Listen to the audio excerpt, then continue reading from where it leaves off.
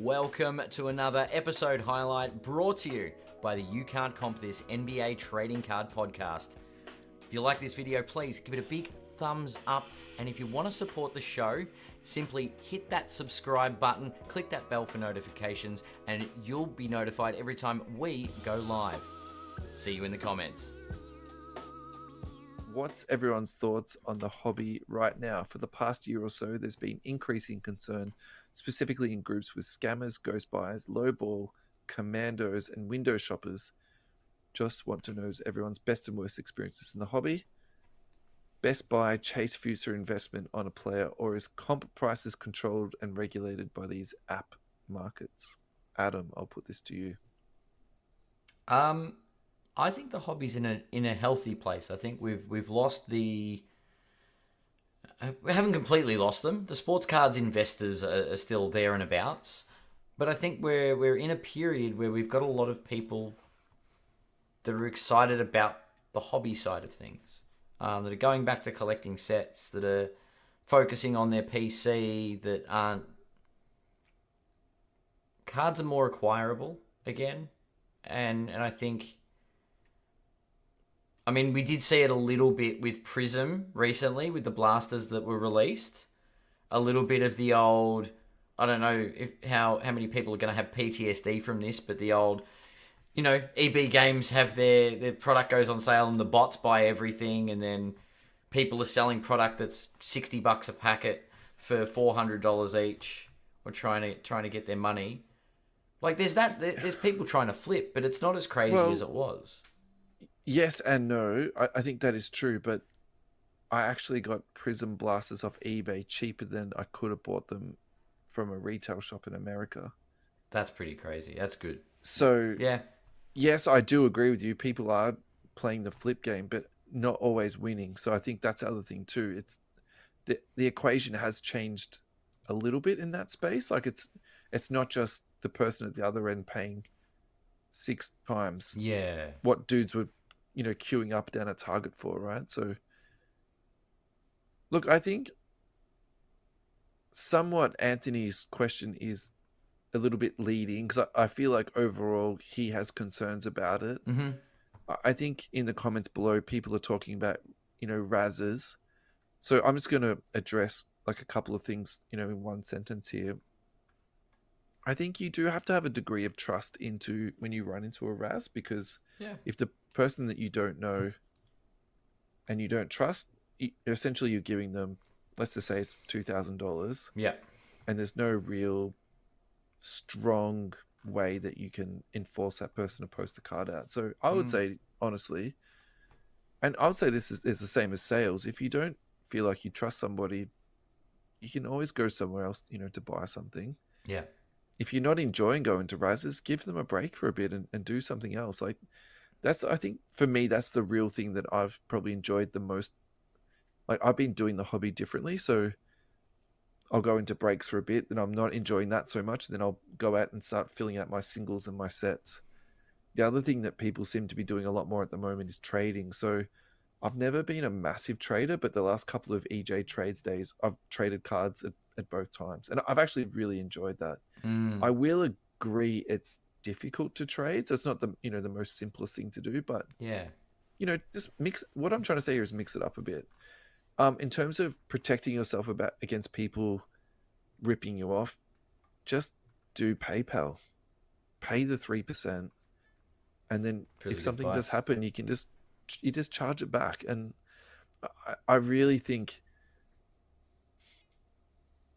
I don't want to sound difficult here, but again, if someone's insisting on Pay ID, just don't buy the card. If the deal is too good to be true, it's very possible that it is too good to be true. Yeah, for sure. So the next thing that Anthony talks about here is investments and future investments. Look, I think Herb Jones, I'm going to stick with that for tonight. That's I think it. You're a Herb Jones. Yeah, that's it. Is fun at the moment. I've spoken about WNBA. I'm still very low key high on that. So that's probably the 3 things at the moment. We got Luke Williams in here. Look, he talks about Razzes a little bit there, and that's fine. I get that. Matthew Hull, I think this one's probably worth reading. Do you want to read through this one out? Matthew Hull, yeah. Yeah. I think the hobby's okay. I don't say that with a warm touch. I say that with a pursed lip and one raised the rock eyebrow.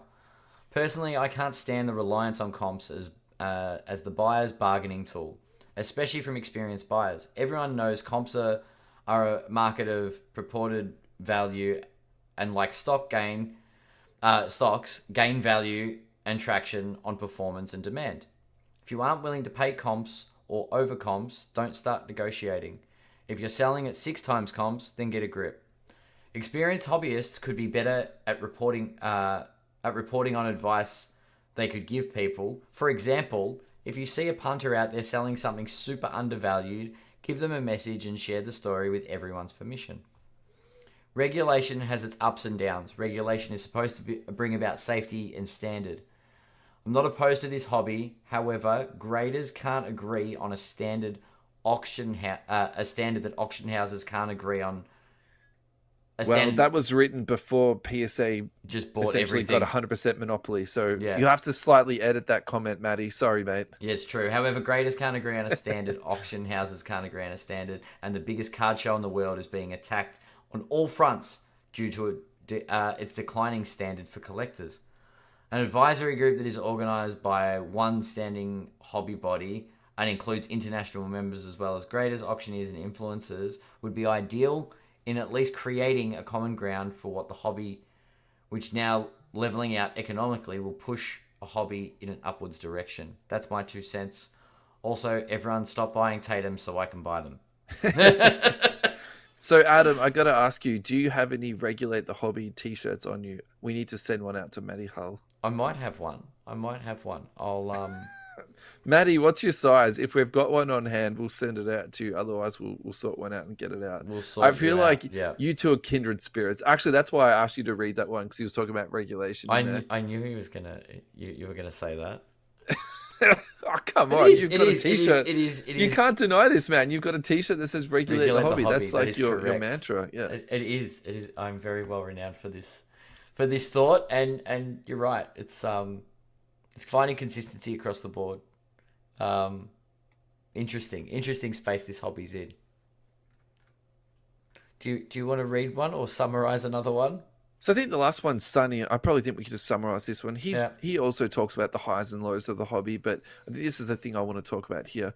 Otherwise, we keep our PC as long as we want. Coming home, seeing my PC after work makes it all worth it. And look, I think that's actually a really, dare I say, beautiful line. It's just well said, Sonny. So yeah, it's true. And we need to look at our PCs more. Yeah. And appreciate that this is a hobby. You know what I mean? Like, this is, the reasons we collect it isn't because not everybody's trying to be overnight millionaires. Here is the way that you can get in touch with Russell and myself and be a bigger part of the show. Now, if you follow the link tree to our Facebook group, that is where Russell and I put our mailbags up, our card versus card, our player versus player, our buy, hold, sell questions. All of those will go up on socials, on IG as well, using the handle @YouCan'tCompThis. Now, if you do have a more tailored question, feel free to PM us on Instagram. You can reach out in our Facebook group, and we'll be happy to respond and see if it's something that we can add to the show. Once again, thank you so much for watching. We really appreciate the support and love creating this content for our loyal listeners. If you haven't done so already, we'd really appreciate it if you hit that subscribe button and click the bell for notifications. So hopefully we see you when we go live. Thanks for watching.